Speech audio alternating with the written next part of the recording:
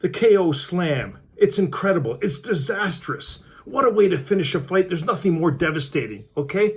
Let's go through some of my favorite KO slams in MMA history. The KO slam, it's so dynamic. I mean, what a way to win a fight. You're required to fully lift someone up, sky high, slam them down right in their head, knocking them out. Now, I've been a UFC fan since 1993, since the beginning, okay? And back then, we've seen some crazy knockouts, okay? Crazy ways to finish a fight. But the first KO slam I saw was in 1998. Legend Frank Shamrock versus Igor Zinoviev. Now, this was pretty shocking. Oh my! He's out! He's out cold! Now, the next slam I remember was back February 2001. It was good old Tito Ortiz versus Evan Tanner. This was back when Tito Ortiz was somewhat respected as a fighter, before he started opening his stupid mouth, saying stupid things. Okay? Here it is. Shape of my fighting career. And he's out. Now, this was crazy. Tito was a good fighter back then, a respected fighter. Now he's a bumbling idiot, right? But moving on, Matt Hughes versus Carlos Newton, November 2001. This blew me away. The arm's in trouble. Look at the strength of Matt Hughes. Wow. He's holding the fence. He cannot hold the fence. He's got to turn him around. He can't stay up there. Down goes Carlos Newton. He's out. He's out. Now, Matt Hughes, of course, he had a tremendous career, one of the greatest welterweights of all time, known for his incredible wrestling and strength. So Carlos Newton and Matt Hughes, okay, in the triangle choke, okay, Carlos Newton had Matt Hughes in a triangle choke. It was tight. Hughes was going out. He had no choice. He picked up Newton, put him against the fence, pretty much passed out at that time, dropping, slamming Newton to the mat. He hit his head, knocked him out. You can see right after that happened, Matt Hughes sits up. He doesn't know where the hell he is, okay? Until his corner told him, Matt, you won, dude, you won. He looks around, gets up, goes on the fence and celebrates, okay? Amazing.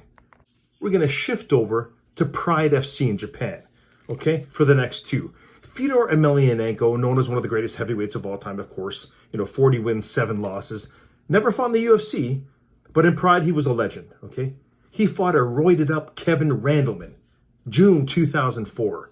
Check out what happened here during the fight. Randleman to the half guard, and there is a... Can Randleman turns take it him around. down? Whoa! Yeah!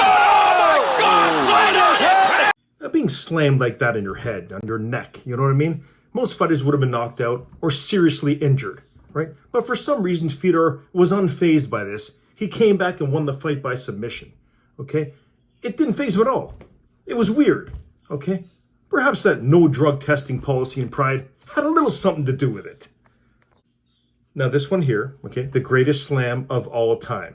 Again, June 2004, okay? Rampage Jackson facing jiu-jitsu specialist Ricardo Arona. A huge test for Rampage. Huge fight overall. This is how this one ended. Dan, I told you, he picked him up and slammed him to the ground. He's out! So that was unbelievable. Rampage, early on in the fight, almost got knocked out by an up kick from Ricardo Arona. In fact, many thought he was out, okay? But he came back, okay?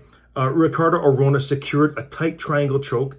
Rampage got angry, picked him up all the way up full height, slammed him down at his head, full force. In fact, Ricardo Arona's head bounced off the mat and then collided with Rampage's head for some added destruction. Best slam ever, no question.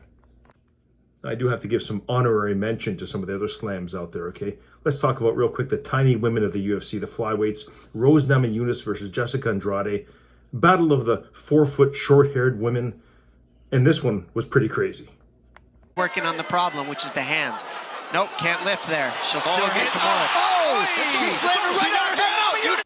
Now, that was back in 2011. Never saw it coming. Amazing. I mean, to pick up 125-pound Rose Namajunas compared to a 240-pound Fedor Emelianenko, there's a big difference there. But still, a KO slam that you just don't see coming from any of the women's divisions for sure. Okay, so let's finish off with a few other honorable mentions, okay? All these are great, but as a longtime fan of the UFC and of MMA, I had to pick my all-time favorites from all eras of the UFC. Enjoy these, folks. Branch, see, he's reaching in for it. He goes right to full guard there. Oh, he's out! And he wins the fight! Excellent time right hand there from Kim, but another big takedown coming from Steele.